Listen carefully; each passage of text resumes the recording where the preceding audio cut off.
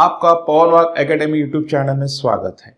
दोस्तों, हम देख रहे हैं कक्षा 8वीं की पुस्तक हिंदी सुलभ भारती, जिसका पाठ है मेरा विद्रोह। अब हम देखते हैं इस पाठ के बारे में, सूर्य बालाजी के जीवन परिचय के बारे में।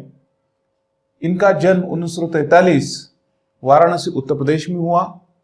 इनका परिचय समकालीन व्यंग्य एवं कथा साहित्य में अपनी विशिष्ट भूमिका और महत्व रखने वाली सूर्य बालाजी ने अभी तक 150 से अधिक कहानियां, उपन्यास और हास्य व्यंग्य संबंधित रचनाओं का लेखन कार्य किया है। आपको प्रियदर्शनी पुरस्कार, घनश्याम दास सराफ पुरस्कार, व्यंग्यश्री आदि अनेक पुरस्कार सम्मान प्राप्त हुए हैं। प्रमुख कृतियां हैं मेरे संधि पत्र, अग्निपाखी, यामिनी कथा, 21 कहानियां आदि।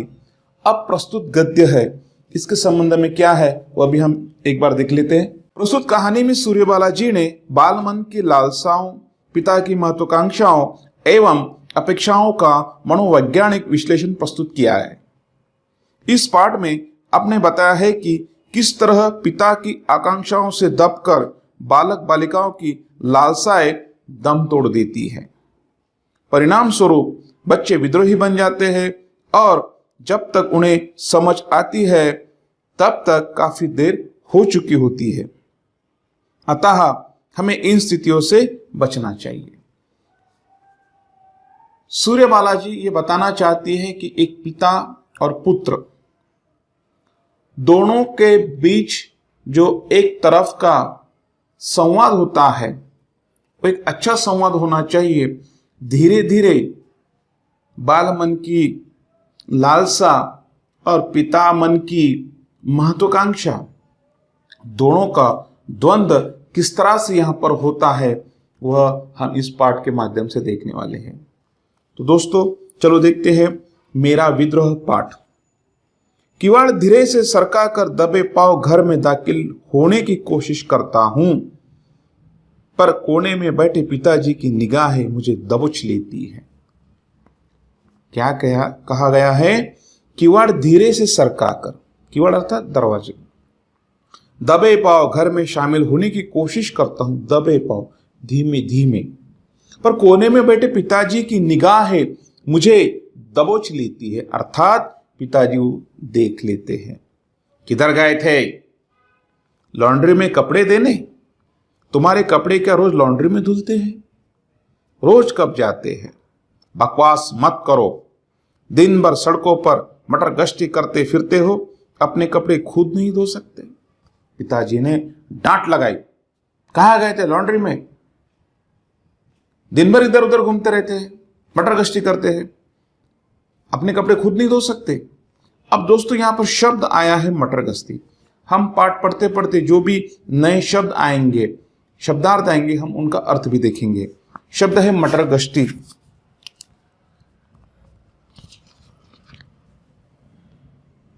शब्दार्थ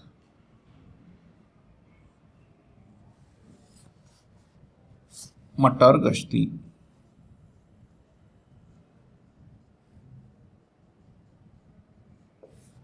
अर्थात मौज में घूमना, मौज में घूमना। दिन भर इधर उधर मटर गश्ती करते फिरते हो, मौज में घूमते हो, खुद अपने कपड़े नहीं धो सकते। पिता ने कहा, मैं गुस्सा मैं गुनाता हुआ हूं, यानी जोर से ऐसे कहते ना, यानी एक तरह का विरोध दर्शाया। मैं गुनाता हुआ ढीठ सा अंदर आ जाता हूं। ढीठ से यानी धड़क अंदर आ जाता हूं। मन तो करता है कि उन पर जवाबों के तीर चलाऊं। देखिए बाल मन क्या सोचता है अपने पिता के बारे में। मन तो करता है कि उन पर जवाब के तीर चलाऊं, पर जानता हूं परिणाम वही होगा।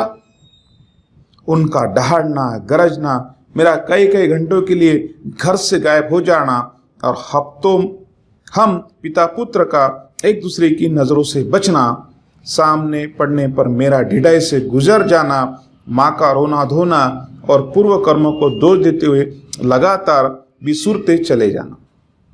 क्या होगा? अगर इन्होंने जवाब दिया तो दोनों में विवाद होगा। विवाद होने के बाद क्या होगा? एक दूसरे से बात नहीं करेंगे, हफ्ते हफ्ते एक दूसरे के नज़र से बचेंगे, और इस बीच माँ की परेशानी, और माँ अपने कर्मों को दोष देंगी, बुराई को दोष देती हुए माँ दुखी हो जाएगी। आगे बताए, ठीक ठीक याद नहीं आता कि यह सिलसिला कब से और कैसे शुरू हुआ। अब ये बताना चाहते हैं कि पिताजी और इनका जो विवाद है, मतभेद है, ये कब से शुरू हुए इन्हें याद नहीं आ रहा, ठीक से याद नहीं आ रहा। मैं तो अपने आप को जब से जाना ऐसा ही विद्रोही, इनको जब से समझ आई तब से इनका विद्रोह शुरू हुआ था। मैंने तो अपने आप को जब से जाना ऐसा ही विद्रोही, उदंड और ढीठ। बचपन मेरे लिए बिल्कुल एक शहद के प्याले जैसा ही था, जिसे ओटो से लगाते लगाते ही पिता की महत्वाकांक्षा का जहर उस प्याले में घुल गया था। इनका सारा बचपन ऐसे ही गुजरा, बस विरोध करें। और ये कब से शुरू हुआ उन्हें कुछ याद नहीं है। और क्या कहा है? उदंड, उदंड अर्थात अक्कड़ शब्द है, उदंड।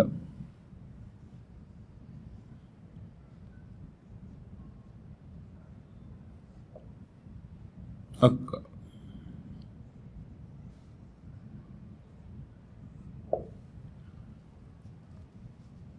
अभी भी वह दिन याद आता है, माँ ने बाल संवारे, किताबों का नया बैग मेरे कंधों पर लटका, मुझे पिताजी के साथ साइकिल पर बिठाकर स्कूल भेजा था। अब इन्हें वो बचपन के दिन याद आते हैं, उनके स्कूल का पहला दिन। तो क्या हुआ था? अभी भी वह दिन याद आता है जब माँ ने बाल संवारे, किताबों का नया बैग मेरे कंधों पर लटका, मुझे पिताजी के साथ साइकिल पर बिठाकर स्कूल भेजा था। पिताजी तमाम दौड़ धूप कर मुझे कॉन्वेंट में दाखिल करा पाने में सफल हो गए थे। अर्थात पिताजी ने बड़ी मेहनत से, बड़ी मुश्किल से इनका दाखिला कॉन्वेंट में करा दिया गया था। मैं अंग्रेजी माध्यम से पढ़ने लगा। घर में पूरी तौर से हिंदी वातावरण, क्लास के जिन बच्चों के घरेलू माहौल में अंग्रेजियत से युक्त थे, उन पर ही शिक्षिकाएं भी शाबाशी के टोकरे उछालती, क्योंकि वे छोटी उम्र में ही धारा प्रवाह अंग्रेजी बोलते। अब स्थिति क्या हुई और सत्य परिस्थिति क्या थी? इनको अंग्रेजी माध्यम में दाखिला कराया गया, और इनके साथ जो बाकी के विद्यार्थी थे, उनके घर में अंग्रेजी वातावरण था, उसका प्रभाव उन बच्चों पर था, और वो बिल्कुल अच्छी तरह से धारा प्रवाह यानी बहुत ही सुंदर अंग्रेजी में बात करते थे। इसके विपरीत स्थिति लेखक इनके घर में थी, इस अपना जो पात्र है उस पात्र घर में थी कि घर में अंग्रेजी वातावरण नहीं था, और जिनके घर में अंग्रेजी वातावरण था वो अच्छी तरह अंग्रेजी बोल लेते थे। जाहिर है उन पर शाबाशियां बटोर दी जाती थी। कक्षा में उन लड़कों का दबदबा रहता अर्थात रौब रहता। सबके सामने हमेशा वो अपनी होशियारी दिखाते थे, और शिक्षक भी उनके तारीफ करते थे। माँ मुझे अच्छी तरह पढ़ा सकती थी, पर अंग्रेजी माध्यम होने की वजह से लाचार थी। इनकी माँ भी इन्हें अच्छी तरह से पढ़ा सकती थी, लेकिन समस्या ये थी कि अंग्रेजी माध्यम की। अब लाचार का अर्थ होता है विवश। माँ विवश थी, वो पढ़ाना चाहती थी, लेकिन उसकी विवशता ये थी कि वो अंग्रेजी माध्यम से नहीं पढ़ा सकती थी, और यही स्थिति हो जाती है, और धीरे धीरे उनका मन बदलता जाता है। अतः सारी मेहनत पिताजी ही करते थे। फिर बचा क्या? पिताजी को सारी मेहनत करनी पड़ती थी। मेरी इच्छा नहीं रहती थी कि उनसे पढ़ने की, लेकिन इनकी इच्छा पिता से पढ़ने की नहीं रहती थी, क्योंकि उनके मन में पिता के प्रति एक प्रकार का विद्रोह जमा हुआ था। मगर माँ की बात नहीं टाल सकता था। ऑफिस से आने के साथ ही सारी किताब कॉपियां सहित मुझे घेर कर पढ़ाना रटाना शुरू कर देते थे। अब पिताजी से पढ़ना इन्हें अच्छा नहीं लगता था। पिताजी जैसे ही दफ्तर से ऑफिस से आते थे, सारे बुक्स, कॉपियां, पुस्तकें लेकर बैठ जाते थे और पढ़ाते थे, और इन्हें पिता से पढ़ना अच्छा नहीं लगता था। लेकिन माँ की बात नहीं टाल सकते थे, और माँ की इच्छा के लिए वे पिताजी से पढ़ते थे। शायद उनकी मेहनत के ही बल पर मैं 8वीं कक्षा तक पहुंचा हूं। और इन्होंने ये बात यहाँ पर स्वीकार की है कि पिता की मेहनत, अर्थात पिताजी उनसे जो गृहपाठ लेते थे उसके आधार पर ही वे शायद 8वीं कक्षा तक पहुंच गए थे। एक बार पूरी क्लास पिकनिक पर जा रही थी। पिताजी ने मना किया। मेरे जिद करने पर माँ और पिताजी में झिकझिक होने लगी। अब एक बार क्या हुआ, पूरी क्लास पिकनिक पर जा रही थी। पिताजी ने मना किया। मेरे जिद करने पर माँ और पिताजी में भी झिकझिक होने लगी। झिकझिक होने लगी अर्थात दोनों में विवाद होने लगा। क्या विवाद होने लगा कि एक कहता है पिकनिक पे भेजो, दूसरा कहता है नहीं भेजो। दोनों में एक तरह का विवाद होने लगा। मैं अड़ा ही रहा। परिणाम स्वरूप पहले समझाया, धमकाया और डांटा गया और सबसे आखिरी में 2 चांटे लगाकर नालायक करार दिया गया। मैं बड़ा क्रोधित हुआ। क्या हुआ, फिर से पढ़ता हूं। एक बार पूरी क्लास पिकनिक पर जा रही थी। पिताजी ने मना किया। मेरे जिद करने पर माँ और पिताजी में भी झिकझिक होने लगी। मैं अड़ा ही रहा। परिणाम स्वरूप पहले समझाया, धमकाया और डांटा गया। इन्हें समझाया गया कि नहीं जाना है, फिर धमकाया गया, फिर डांटा गया और सबसे आखिर में 2 चांटे लगाकर नालायक करार दिया गया। मैं बड़ा क्रोधित हुआ। अंत में क्या हुआ, 2 चांटे लगाए गए और इन्हें नालायक कहा गया। फिर इनको बड़ा क्रोध आया। शब्द आया है नालायक। नालायक अर्थात अयोग्य।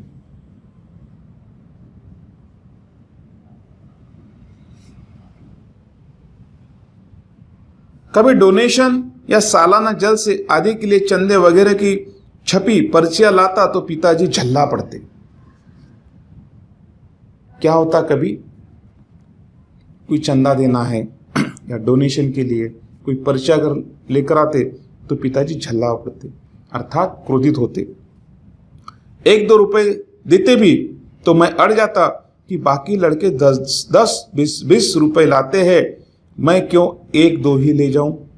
मैंने इस बारे में माँ से बात की पर माँ भी इसे फिजूल खर्चा मानती थी। अब इनकी और माँ की अच्छी जमती थी। अब ये कहते थे 1-2 रुपए से क्या होगा, पिताजी डांट डपट करके नाराज होकर चिल्लाकर 1-2 रुपया दे देते। लेकिन ये कहते कि मेरे बाकी के जो दोस्त है, मित्र है, वो 10-10 रुपए लाते, 20-20 रुपए लाते और आप 1-2 रुपए दे रहे हो। और ये शिकायत माँ से करते। लेकिन माँ को भी ये सारे फिजूल खर्चे करना अच्छे नहीं लगते थे, इसलिए उनकी कुछ नहीं चलती थी। रमन की वर्षगांठ की बात तो मैं कभी भूल ही नहीं सकता। वर्षगांठ आता जन्मदिन। अब उनका मित्र है रमन, उसकी वर्षगांठ की बात ये कभी नहीं भूल सकते। उसके साथ एक कहानी जुड़ी हुई है। रमन की वर्षगांठ की बात तो मैं कभी भूल ही नहीं सकता। सबसे पहले उसने मुझे ही बताया था कि अगले महीने उसकी वर्षगांठ है। इनके अच्छे मित्र थे और ये भूल नहीं सकते उस बात को, क्योंकि उन्होंने सबसे पहले बताया था कि अगले महीने मेरी वर्षगांठ है। मैं अंदर बाहर एकदम खुशी से किलकिलाता घर पहुंचा। अंदर बाहर खुशी होना यानी बहुत ज्यादा खुशी होना, और बहुत खुश होकर वे घर पर पहुंचे। मैं शायद रमन से भी ज्यादा बेसब्री से उसकी वर्षगांठ का इंतजार कर रहा था। अब वर्षगांठ थी रमन की, लेकिन ये इन्हें ज्यादा उसकी चाहत होने लगी और वे इंतजार करने लगे बेसब्री से, क्योंकि रमन ने अपनी वर्षगांठ की तैयारियों का जो चित्र खींचा था उसने मुझे पूरे 1 महीने से बेचैन कर रखा था। क्योंकि रमन ने एक चित्र खींचा। चित्र के नहीं, उन्होंने बताया था कि मेरी वर्षगांठ में ये होगा, इस तरह का होगा, मैं ऐसा करने वाला हूँ, यह करने वाला हूँ, वह करने वाला हूँ, यानी तमाम चीज़ों के बारे में जो बताया गया था। तो इन्हें उसकी लालसा लगी कि कब वो दिन आएगा और मैं कब वो सब देखूंगा, और इन चीज़ों से वे बेचैन हो गए थे। लेकिन उस दिन पिताजी ने मुझे एकदम टपट दिया, डांट दिया। पिताजी ने नहीं जाना है। मैं जोर जोर से लड़ना, जिद मचाना और रोना चिल्लाना शुरू कर दिया। पिताजी ने कहा बिल्कुल नहीं जाना अपने मित्र के वर्षगांठ में, नहीं बिल्कुल नहीं, मैं अनुमति नहीं दूंगा। तो इन्होंने शुरू कर दिया रोना, चिल्लाना, जोर जोर से पुकारना। गुस्से में पिताजी ने एक भरपूर थप्पड़ गालों पर जड़ दिया। पिताजी गुस्सा आया और पिताजी ने जोर से चाटा लगा दिया। गाल पर लाल निशान उभर आए। उस दिन पहली बार मां ने मेरे गालों पर उंगलियां फिर रो पड़ी थी और पिताजी से लड़ पड़ी थी। पहली बार माताजी ने पिताजी से इनको लेकर लड़ पड़ी और इनके गालों के वो निशान देखकर रो भी पड़ी। माता को बड़ा दुख हुआ। पिताजी को भी शायद पछता हुआ था। पिताजी को भी गलत लगा, उन्हें भी कि नहीं, मैंने नहीं मारना था। मां ने मेरा मुंह धुलाया, गाल पर दवा लगाई और बाजार से बिस्कुट का एक डिब्बा मंगाकर पिताजी के साथ रमन के घर भिजवा दिया। फिर मां ने क्या किया, गाल पर मलहम लगाया और दवा लगाई और बाजार से एक बिस्किट का डिब्बा लाकर उनके हाथ में थमा दिया और पिताजी के साथ में रमन के घर पर भेज दिया गया। रमन के पापा दरवाजे पर ही मिल गए थे। रमन के पापा दरवाजे में खड़े थे। खूब खुश होकर उन्होंने रमन को बुलाया। फिर इनकी दृष्टि गालों पर पड़ी। इनके गालों पर पड़ी। क्या हुआ? पिताजी जल्दी से बोले। अब इनके पिताजी क्या बोलते देखो। आते आते सीढ़ियों से गिर गया, पर मैंने कहा तुम्हारे दोस्त का जन्मदिन है, जरूर जाओ। पिताजी ने उस समय झूठ कहा। हालांकि पिताजी ने गालों पर एक थप्पड़ जमाया था और इन्होंने क्या कहा कि आते आते वह सीढ़ियों से गिर पड़ा और फिर मैंने कहा कि तुम्हारे दोस्त का जन्मदिन है, जरूर जाओ। अब देखो इनके दिमाग में क्या बात आती। मेरा दिमाग गुस्से से पागल हो गया। मन किया जोर से चीख पड़ूं रमन के पापा के सामने ही कि झूठे हैं, मक्कार और निर्दयी है, मुझे पीट कर लाए हैं और यहां झूठ बोल रहे हैं। बोला कुछ नहीं, बस गुस्से से उन्हें घूरता रमन की उंगली पकड़े अंदर चला गया। गुस्से से देखा कि ये झूठ कर रहे। मन में तो ये बात आ रही थी कि चीख पड़ो और सच बता दूं कि इन्होंने मुझे मारपीट कर यहां पर लाया है, और घूरते हुए रमन के साथ अंदर चले गए। अंदर जाकर तो मुझे लगा कि मैं लाल परी के जादुई देश में आ गया हूं। अंदर जाकर तो मुझे लगा कि मैं लाल परी के जादुई देश में आ गया हूं। ढेर के ढेर झूलते रंग बिरंगे गुब्बारे, रिबन्स, प्रेजेंट्स, ट्रॉफियां, गुलदस्ते सा सज्जा, उल्लास से हमेशा हंसते से उसके मम्मी डैडी। देखो ये अपनी माता पिता की तुलना अपने मित्र के माता पिता से कर रहे हैं। क्या कहा? अंदर जाकर तो मुझे लगा कि मैं लाल परी के जादुई देश में आ गया हूं। ढेर ढेर के झूलते रंग बिरंगे गुब्बारे, रिबन्स, प्रेजेंट्स, ट्रॉफियां, गुलदस्ते सा सज्जा, उल्लास से हमेशा हंसते से उसके मम्मी डैडी। यानी दोनों मित्र के माता पिता हंसते खेलते रह रहे हैं और यही बात इनके दिमाग में बैठ गई। घर लौटकर मैंने पहला प्रश्न माँ से यही किया, तुम और पिताजी मेरा जन्मदिन क्यों नहीं मनाते? घर में आने के बाद सबसे पहले माँ से यही प्रश्न किया कि मेरे मित्र का जन्मदिन तो मनाया जाता है, दोनों माता पिता उनके कितने खुश है, हंसते रहते हैं, आप मेरा जन्मदिन क्यों नहीं मनाते? उत्तर में पिताजी की झिड़की ने उसके प्रति उपेक्षा और आक्रोश को और भी बढ़ा दिया। क्या हुआ? उत्तर में पिताजी ने झिड़कार दिया तो इनके मन में पिताजी के प्रति और आक्रोश बढ़ गया, विद्रोह बढ़ गया। शायद धीरे धीरे इसी उपेक्षा और आक्रोश का स्थान विद्रोह लेने लगा। अब धीरे धीरे पिताजी के प्रति इनके मन में विद्रोह निर्माण होता गया। अनजाने में मेरे अंदर पिताजी का एक शत्रु पैदा हो गया, जो हर समय पिताजी को तंग करने, दुखी करने और उनसे अपने प्रति किए गए अन्यायों के विरुद्ध बदला लेने की स्कीमें बनाता। अब धीरे धीरे इनके मन में एक ऐसा भाव निर्माण हुआ अपने पिता के प्रति कि हमेशा पिताजी को नाराज करना है। जो चीज पिताजी को अच्छी लगती है वो नहीं करनी है, किसी भी तरह उन्हें पिताजी को तकलीफ देनी है, क्योंकि पिताजी को वह एक शत्रु की भांति देखने लगे थे। क्योंकि पिताजी और पढ़ाई एक दूसरे के पर्यायवाची बन गए थे। पढ़ाई से भी नफरत हो रही थी और पिताजी से नफरत हो रही थी, और दोनों मानो पर्यायवाची सिमिलर हो गए थे। अतः पढ़ाई से भी मुझे उतनी ही चिढ़ हो गई थी जितनी पिताजी से। दोनों से चिढ़ हो गई, पढ़ाई से भी चिढ़ हो गई और पिताजी से भी चिढ़ हो गई। घर में छोटी बहन शालू और उससे छोटे मंटू के आगमन के साथ ही तंगहाली और भी बढ़ गई थी।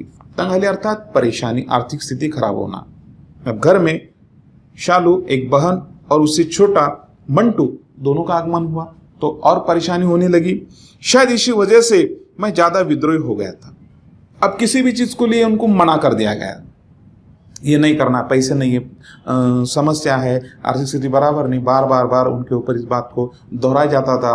और ये ऐसा फील करते थे, इन्हें ऐसा महसूस होता था कि जो घर में और दो नए लोग आए हैं, उनकी बहन और मंटू, इनकी वजह से मुझे तकलीफ हो रही है। तो इनके मन में और विद्रोह बढ़ता गया। अब बात बात पर पिटना एक आम बात हो गई थी, बार बार इनको मार पड़ती थी। धीरे धीरे पिटने का भी डर दिमाग से काफूर हो गया। काफूर होना है ना, दूर हो जाना। धीरे धीरे इनके मन में भी अब डर नहीं रहा। हमेशा से हो गया ना, हमेशा मार पड़ती थी।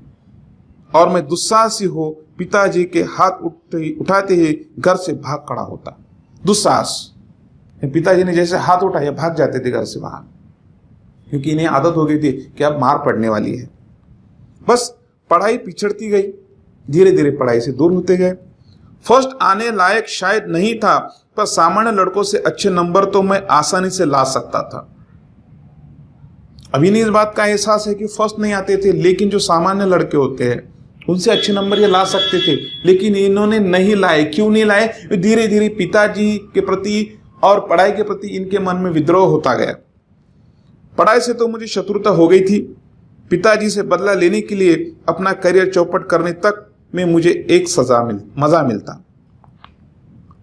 पिताजी से बदला लेना है, उसके लिए चाहे अपना करियर क्यों ना चौपट हो जाए, पढ़ाई नहीं करनी है। क्योंकि अगर पढ़ाई की, अच्छे नंबर आएंगे, और अच्छे नंबर आएंगे तो पिताजी को खुशी होगी, और ये चाहते थे कि पिताजी को खुशी ना हो। लगता पिताजी को नीचा दिखाने का इससे अच्छा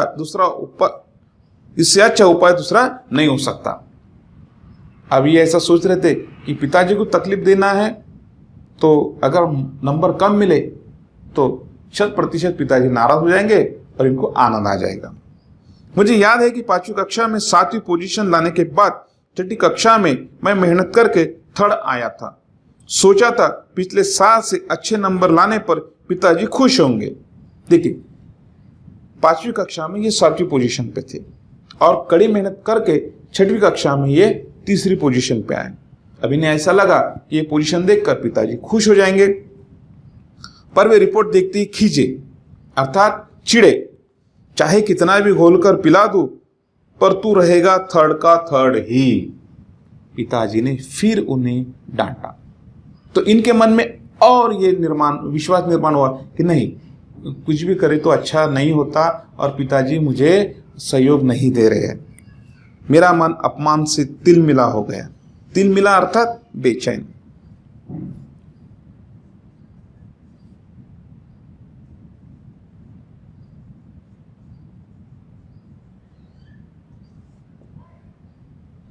बेचैन होना।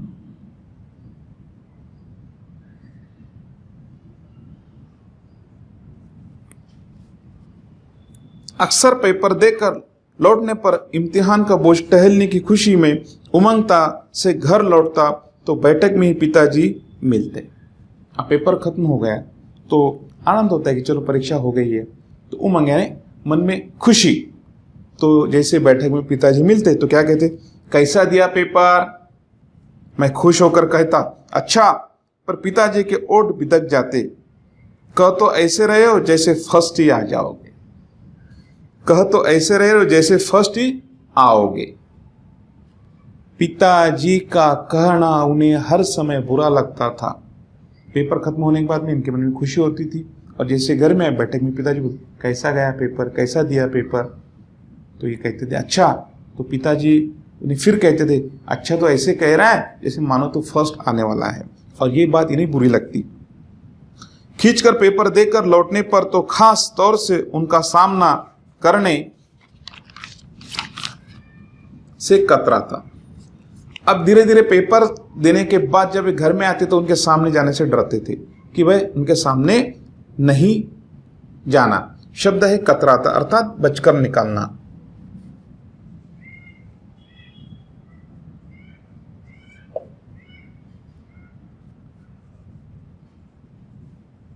बचकर निकलना।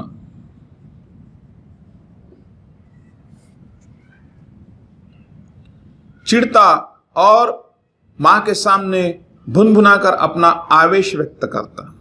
भुनभुना यानी धीरे धीरे, धीरे से लेकिन गुस्सा व्यक्त करना, धीरे से। और आवेश यानी क्रोध। शालू मुझे बच्ची लगती थी, पर जब से थोड़ी बड़ी होने के साथ उसने पिताजी माँ का कहना मानना, उनसे डरना शुरू कर दिया, मुझे उस चमची से चिढ़ हो गई है। देखिए अपनी बहन के प्रति इनके मन में क्या विचार हो गए थे। वो अच्छी लगती थी, लेकिन वो जब बड़ी हो रही थोड़ी थोड़ी तो माँ और पिता से डरने लगी, तो ये उसे चमची कहते हैं, उन्हें गलत लगता था। नन्हे मंटू को गोद में लेकर उछालने खिलाने की तबीयत होती थी, पर पिताजी उसे प्यार करते हैं यह सोचकर ही मुझे उसे रोते रहने देने में शांति मिलती है। अब जो छोटा भाई है मंटू, उसे गोद में लेकर घूमना अच्छा लगता है, लेकिन पिताजी उससे प्यार करते हैं, तो फिर ये अगर वो रो रहा है तो रोने देते उसे, क्योंकि जो चीज पिताजी को अच्छी लगती वो नहीं करना। चाहे उसमें अपना खुद का करियर हो, चाहे छोटे भाई को उठाकर गोद में लेना हो, चाहे छोटी बहन की बात मानना हो, हर चीज में ये बुरा देखते थे, क्योंकि जो चीज पिताजी को अच्छी लगती थी। इस महीने पैसे की ज्यादा परेशानी है, टेरिकॉट की कड़क कॉलर वाली बुशर्ट जरूर सिलवाऊंगा। मेरे पास घड़ी क्यों नहीं है, बिना घड़ी की परीक्षा नहीं दूंगा। साइकिल पंक्चर हो गई तो बस नहीं, ऑटो रिक्शा से किराया देकर घर लौटूंगा। हिप्पी कट बाल कटाऊंगा, माथे पर फुलाकर सवारूंगा। कर ले जो कर सकते हो मेरा। हर बात में विद्रोह। पैसे कम इस महीने में तो जानबूझकर ज्यादा खर्च करना है। क्या खर्च करना है? इस महीने में पैसे की ज्यादा परेशानी है, टेरिकॉट की कड़क कॉलर वाली बुशर्ट सिलवाऊंगा। मेरे पास घड़ी क्यों नहीं है, बिना घड़ी की परीक्षा नहीं दूंगा। साइकिल पंक्चर हो गई तो बस नहीं, ऑटो रिक्शा से किराया देकर घर लौटूंगा। हिप्पी कट बाल कटवाऊंगा, माथे पर फुलाकर सवारूंगा। कर ले जो कर सकते हो मेरा। यानी हर चीज में विद्रोह होता। पैसे नहीं कि इस महीने में जानबूझकर ज्यादा खर्च करना है। कई बार मन करता है कोशिश करके एक बार फर्स्ट आ ही जाओ। कक्षा में एक बार फर्स्ट आने का इनका मन करता है, लेकिन अगर ये फर्स्ट आ गए तो किसे आनंद होगा? पिताजी को आनंद होगा, और ये पिताजी को आनंद देना नहीं चाहते। लेकिन तभी अंदर से कोई चीखता है नहीं, तभी अंदर से कोई चीखता है नहीं, ये तो पिताजी की जीत हो जाएगी। वे इसे अपनी ही उपलब्धि समझेंगे और खुश भी तो होंगे। मेरा उनकी खुशी से क्या वास्ता। अब उनका और कुछ वश नहीं चलता तो माँ को सुनाकर दहाड़ते हैं, ठीक है मत पढ़े लिखे करे सारे दिन मटर गश्ती, मैं भी इस इम्तिहान के बाद किसी कुली कबाड़ी के काम पर लगा देता हूं। अब पिताजी क्या कह रहे हैं माताजी से बार बार, ठीक है नहीं पढ़ता है तो मत पढ़ने दो, इस बार इम्तिहान होने के बाद में मैं क्या करूंगा, किसी कुली कबाड़ी के दुकान पर लगा दूंगा। यही देख लीजिए, अभी नुक्कड़ की दुकान पर कुछ खरीदने आया ही था कि अचानक पिताजी सड़क से गुजरते दिखे। नुक्कड़ यानी गली का चोर।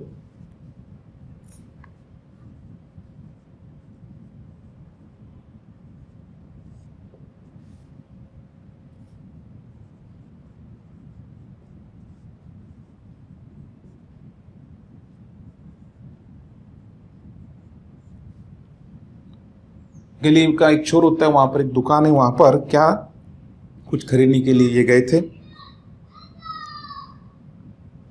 सड़क से गुजरते दिखे, पिताजी सड़क से गुजरते दिखे। जानता हूं घर पर पहुंचकर खूब गजरेंगे दहाड़ेंगे। अब इन्हें लगा कि पिताजी ने देख लिया है दुकान पर, तो घर पे जाने के बाद में अब कुछ सच्चा नहीं है, पिताजी डांटेंगे चिल्लाएंगे, हो सकता है कुछ थप्पड़ भी लगा दे। लेकिन बाहरी दरवाजे पर आकर सन्न रह जाता हूं।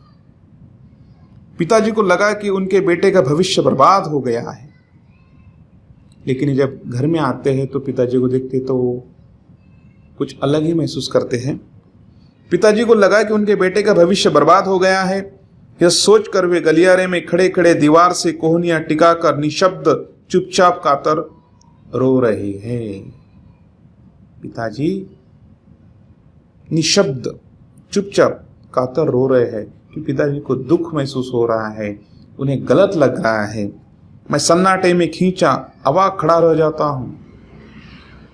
पिताजी का ऐसा बेहद निराश आकुल व्याकुल रूप मैंने इसके पहले कभी नहीं देखा था। जब से इनको समझता है पिताजी का, उन्होंने ये रूप देखा था कि पिताजी उन्हें डांटते हैं, झिड़कारते हैं, मारते हैं, लेकिन आज पिताजी का अलग रूप उनको देखने को मिला था कि पिताजी रो पड़ रहे, निशब्द शांत। क्यों? जिंदगी में पहली बार मैंने अपने पिता को इतना विवश, इतना व्यथित और इतना बेबस देखा। तो क्या पिताजी पहले भी कभी ऐसे ही अवश्य मजबूरियों के बीच रोए होंगे मुझे लेकर? फिर सोचने पर विवश हो गए कि आज पिताजी रो रहे हैं, मैंने देखा है, लेकिन क्या इसके पहले भी वे रोए थे मेरे बारे में सोचते हुए, मुझे लेकर, मेरे भविष्य को लेकर? सारे तमाम विचार इनके मन में आते हैं। अब मुझे अपने किए पर पछतावा हुआ। अब जो हमारा पात्र है उसे अपने करने पर और अपने जो उनका रवैया था उस पर उन्हें पछतावा हो रहा है। पिताजी की दशा देखकर मैं मन ही मन दुखी हुआ। माँ से मिलकर मैंने सब कुछ बताया। अपनी माँ से उन्होंने सब कुछ बताया। आज माँ की खुशी का पारावार न था। माँ खुश हो गई क्योंकि माँ को लगा कि इनके मन में जो गलत विचार थे वो निकल गए। पिता के प्रति जो द्वेष था वो दूर हो गया, इसलिए उसे खुशी होती है। उसने मुझे गले लगाया। उसकी आंखों से सारे आंसू झरने लगे। वे दुख के नहीं खुशियों के थे। मेरी आंखों के विद्रोही अंगारे बुझने लगे हैं। मेरे अपने ही आंसुओं की धार से मैं निशब्द कह रहा हूं, पिताजी मैं संधि चाहता हूं। हाँ, मैं संधि चाहता हूं। मैंने आपको गलत समझा, मुझे क्षमा कर दीजिए। और दोस्तों,